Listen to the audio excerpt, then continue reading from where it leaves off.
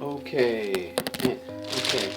And Shirley, um, here's the deal. I I know that you're going through a major challenge in your life.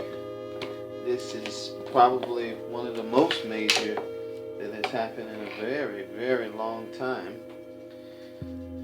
And I regret most of all not being able to be there right now to help you to get through it. And it just feels like I want to be there. I've been there um, in the past for others, um, and yet my life at those times has been much more flexible. I don't feel like I'm as flexible to travel around as I was in the past. And but one of the good things about our modern technology is that I feel like I will be able to offer you some of my assistance until I can get there physically. Um, well, this is physical, but it's physical in a different way. And I hope that this will be a way for you to get started. And I would like to just offer you in the beginning, some really important suggestions on where you need to be mentally. I think the biggest thing here is where you need to be mentally.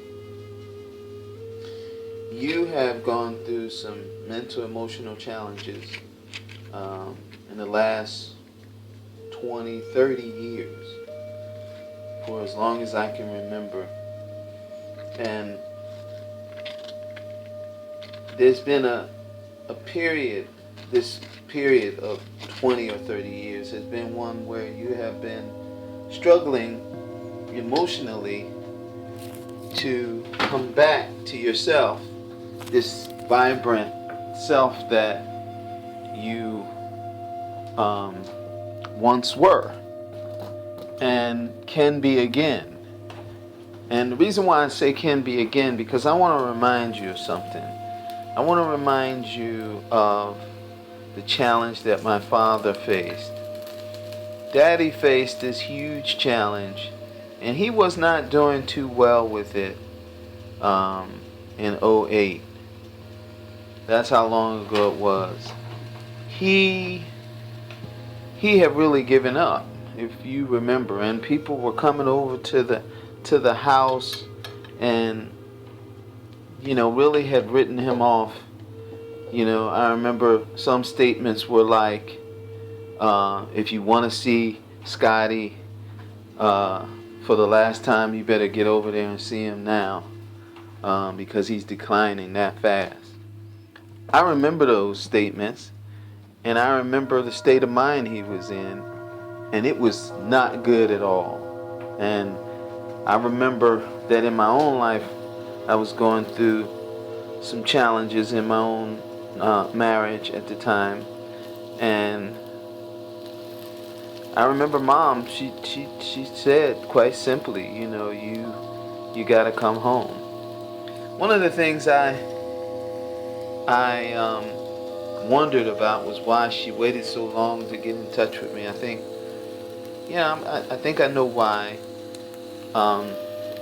But to be honest with you, it was, God works in mysterious ways, as they say, because any sooner and I might not have reached my father the way I think that I did when I did see him. And when I saw him, he was in a very negative state of mind, in terms of he knew that he was going to die. Quite simply, he said it, he said it over and over to me. And I just could not face that in a very, with like, it's okay. And I remember telling him, I know you remember this story because I've quoted it to you recently, but I'm going to do it again, slightly different way. When my father spoke about dying in such a negative way that it was time, his time, all I could say to him was, if you feel that way, then I have to leave. I have to go home. I was not taking it in a very positive way, like this is his choice. Because I didn't feel like it was a choice. I felt very much like he was giving up. He was, there's the old saying, I have not begun to fight. He hadn't even begun to try to fight, to even lift a finger to fight. He was in such a negative way. It was just something that I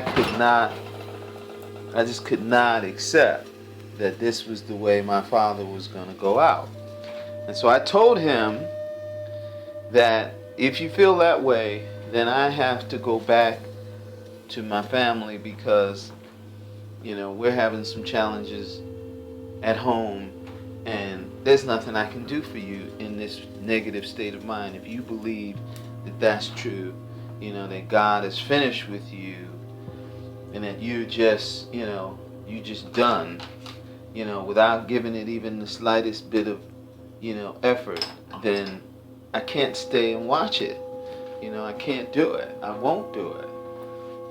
I just won't do it. And I said that, I'm going to leave tomorrow and go back to Asheville. And I can remember the next day, my father called me into the room, and with tears in his eyes, he told me that he would try. And I mean, it was probably one of the most meaningful experiences that he and I have ever had, as adults. When I was a child, many memories of him in different situations and very caring. But never as an adult had I been in a situation where my father was, where we had that kind of bond with each other. And to this day, it has continued. It's just amazing. I was never as close to my father as that time, and that has continued to this very day. A lot of people would say, what did you do with your dad? What kind of herbs did you use? Because we used herbs, Chinese herbs to be exact. What kind of food did you feed your dad? I want to do that, with my parent or with my friend, or what did you do? I mean, I've been asked that many times, but to be as frank with you as I possibly can, to be straight to the point and no further. The most important thing that happened with my father had nothing to do, very little to do with me. And it was about whatever sleepless night he had that night after we had that conversation. Something happened where he just, I don't know, and I'm not asked him actually. And I doubt very seriously, well, I don't know whether he would remember. Maybe he would. We've never talked about it. That is something to talk about. Maybe we'll ask him together. But something happened that night, and it changed everything. Everything changed after that night. And that had to do with his dark night of the soul. And that had to do with his relationship with God, and how, and how he put that all together, the end, the beginning, that whole thing. But it transformed him. And this is the most important thing that I would say about where I would like to go with you, Aunt Shirley. In order for any meaningful changes to take place,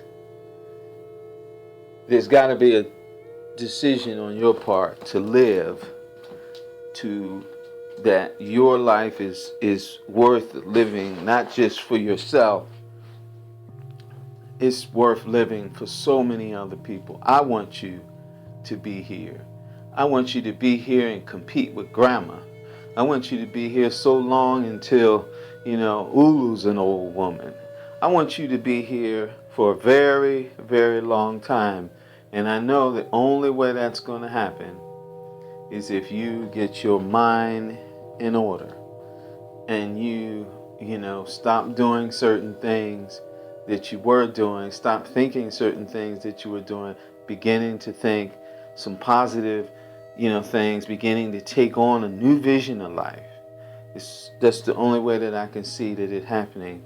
And then from the mind, then we begin to work with the mental, emotional, physical, spiritual, psychic, psychological, as we go down the line. But certainly starting with the mind. The mind, once the mind is online. I think it was Grandma that, said once, and it was the funniest thing because she said it at the right time for me, is, wherever your mind goes, your ass will follow. And that's true. Wherever your mind goes, your ass will follow. So get your mind, in order, and let's figure out how to do that, because, this is still a meaningful life.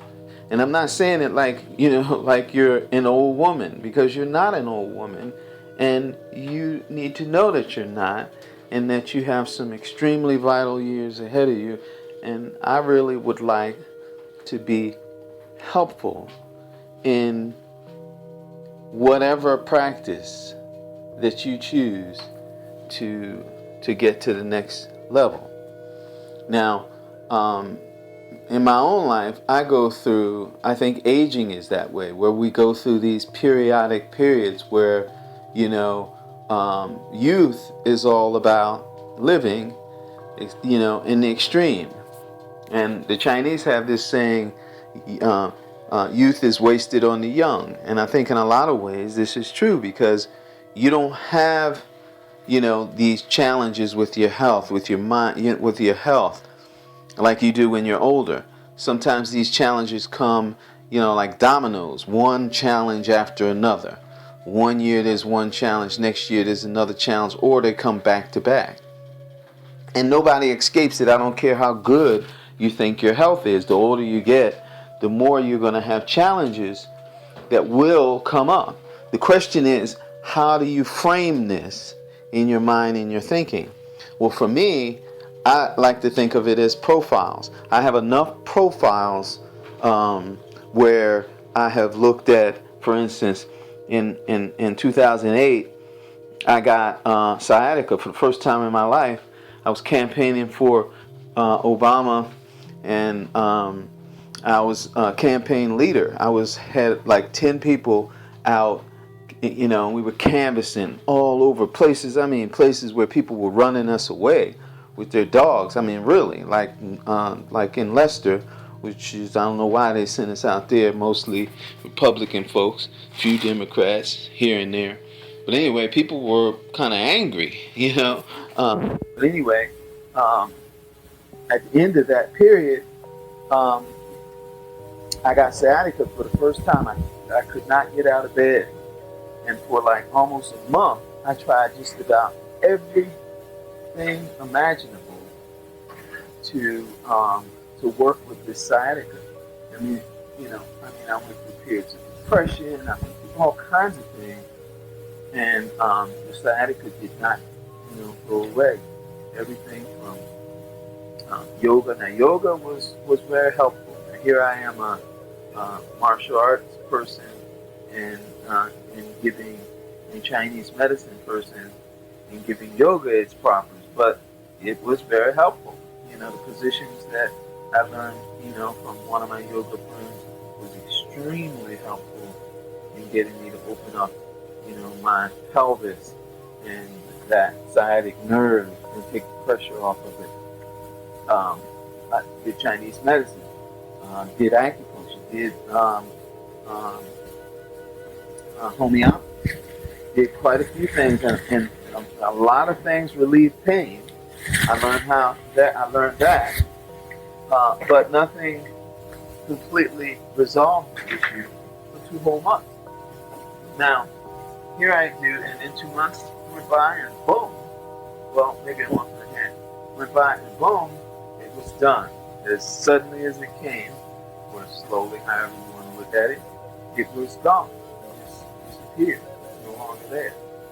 Now, fast forward to 2015, and I'm doing a series of things, active things, and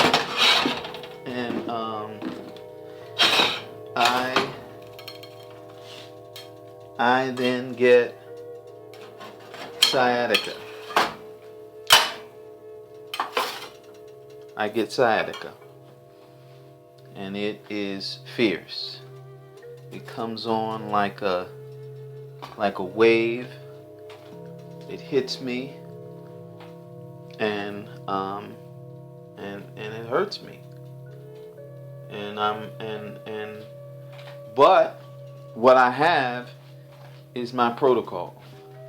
What I have to go back to is something that worked, and the things that worked at the top of my list back in '08 were things I started with in 2015. And lo and behold, the sciatica, which they say gets worse each time or lasts longer each time, sciatica lasted just a few days rather than 2 months. Now, to me, that is an incredible thing. An incredible, incredible thing.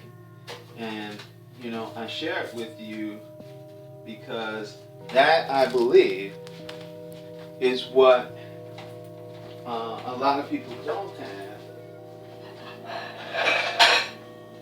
That, I believe, is what a lot of people don't have as they get older, is they don't have the profiles. And we need to create some profiles for you. And we need to begin to create them right now.